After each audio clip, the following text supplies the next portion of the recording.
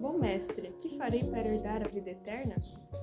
O texto aqui de Marcos 10, versículo 17, que traz a história do jovem rico, né? A pergunta que ele faz para Jesus, ecoa até os dias de hoje, muitas vezes em coisas que nós mesmos pensamos, né? Essa pergunta, o que a gente faz para ser salvo?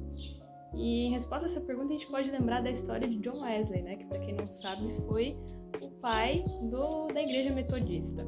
Então ele, desde pequeno ali, ele sentia uma responsabilidade muito grande com Deus. Ele foi salvo de um incêndio, então ele acreditava que ele tinha sido salvo por um propósito.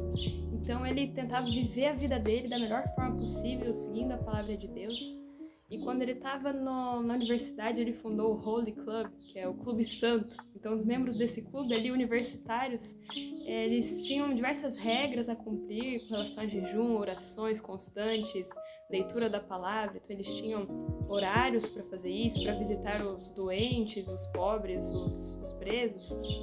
Então, eles faziam tudo aquilo, né? Foram até conhecidos como metodistas pelos colegas, né? Que ficavam tirando sarro deles. Mas, mesmo fazendo tudo isso, aquilo não satisfazia John Wesley. Ele sentia que faltava alguma coisa. Ele, posteriormente, foi ser um missionário nos Estados Unidos. E, mesmo assim, a missão dele fracassou. Mesmo assim, ele não se sentia preenchido. Inclusive, numa das viagens, no navio, teve uma tempestade. E ele, com medo ali de morrer, medo pela sua salvação, ele vê um grupo de crentes que estavam louvando no meio dessa tempestade, sem medo de morrer. E ele percebeu, mais uma vez, que faltava alguma coisa. Até que, em uma noite, ele ouviu alguém falando, citando Lutero, quando ele falou sobre a fé, a transformação que ocorre na vida de uma pessoa, né? Que Deus traz na vida de uma pessoa por meio da fé em Cristo. Então, John Wesley ele teve uma experiência mesmo com Deus naquele momento, e que ele disse que sentiu seu coração arder e ele se sentiu salvo, né? Ele viu que Jesus realmente tinha perdoado os pecados dele, né? E que a salvação era por meio de Cristo. Então, a partir daí, a gente já sabe, ele se tornou um pregador muito mais ativo, né? O que ele falava agora tinha muito mais sentido.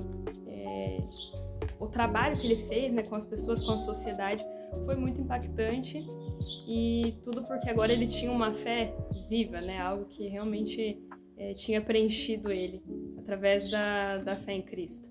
A gente vê lá em Efésios, no capítulo 2, versículo 8 e 9, que diz: porque pela graça vocês são salvos, mediante a fé, e isso não vem de vocês, é dom de Deus, não de obras, para que ninguém se glorie. A gente às vezes lê isso e não acredita. A gente acha que a gente tem que fazer alguma coisa para ser salvo, né? A gente até pega, por exemplo, Tiago 2 e fica com aquilo na cabeça, né? De que a fé sem obras é morta. Então, dá a entender que a gente tem que fazer alguma coisa, quando na verdade as obras elas são a consequência da fé. Na verdade, as obras elas testificam da fé.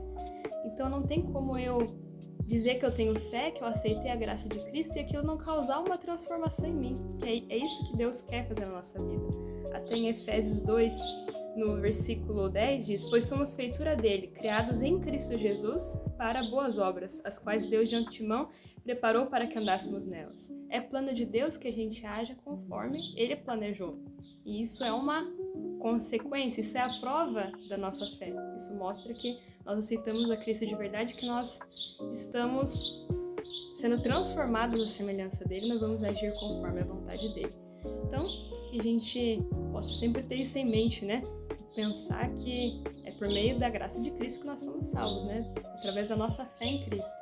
E que as obras, elas são muito importantes, né? Mas elas não são o meio pelo qual nós obtemos a salvação, mas elas são uma consequência, né, de um processo que Deus está fazendo na nossa vida para nos transformar à semelhança dele. É isso, espero que tenham gostado do vídeo e até a próxima.